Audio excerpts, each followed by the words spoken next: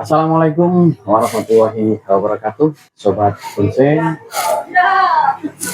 Bonsai Hutan Channel kali ini berkunjung ke rumahnya, ke galerinya Mas Naryo. Kebetulan di Mas Naryo sudah ada masternya ya, master kita yaitu, perkenalkan, Mas Ilman. Mas Ilman dari Pekalongan ya, Bukan dari pemula. tetangga kabupaten kawan-kawan ya.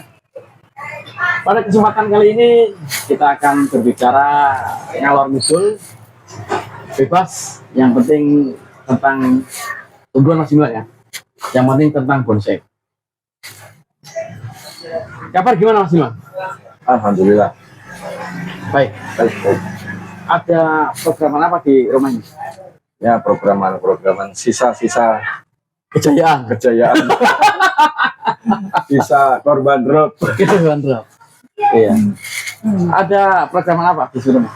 Masih ada angkut, beberapa sancang, imeng dan elegan. Oh, dari komplit ya. Ya.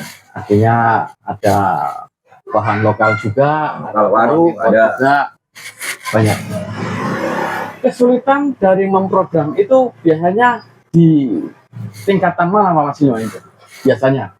Mas Ilman kan biasanya programan akar ya? Ya. Nah, programan akar, biasanya saya lihat program Mas Ilman itu seringnya gayanya itu formal informal. Ya, ada juga sih yang ekspresionis ada, tapi kebanyakan formal dan Bentuk informal. pabrik.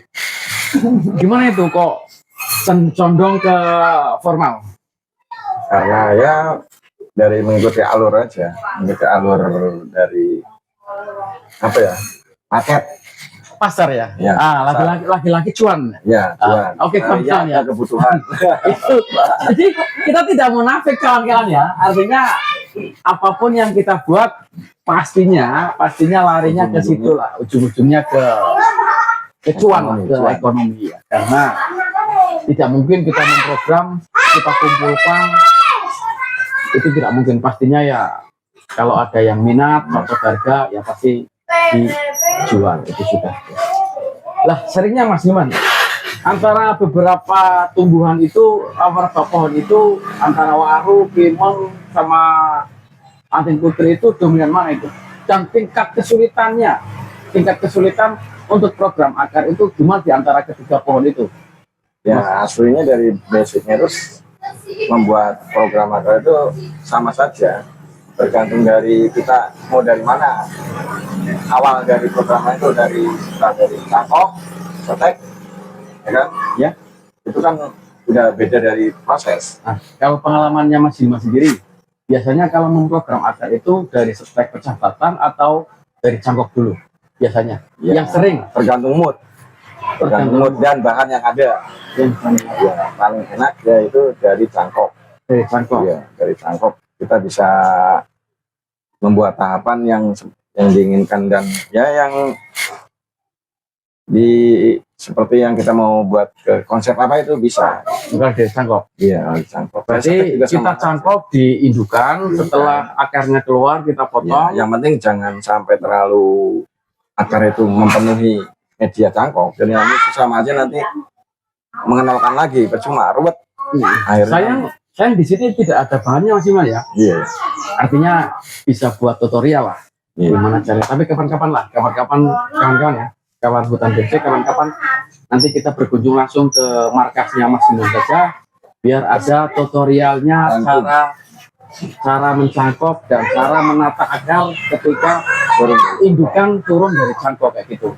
Lah, untuk pertumbuhan jelas kan di antara ketiganya, antara anting putri, dan loa sama sancang, waru itu kan yang cepat pertumbuhannya pastinya kan waru kan? Waru.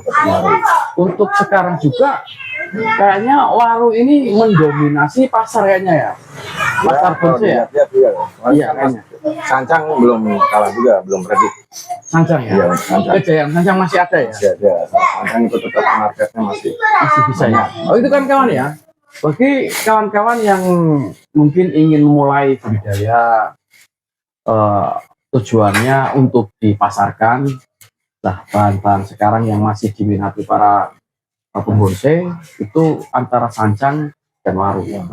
Tapi ya tidak menutup kemungkinan juga kimeng juga bisa. Karena kimeng itu pohon klasik, artinya pohon ficus itu memang tidak ada matinya. Sampai kapanpun selagi dunia ini masih ada, kayaknya masih ada pembonsai kayaknya yang jenis ficus itu mendominasi di pasti masih eksis. Begitu Mas Imlan ya kayaknya ya. Iya.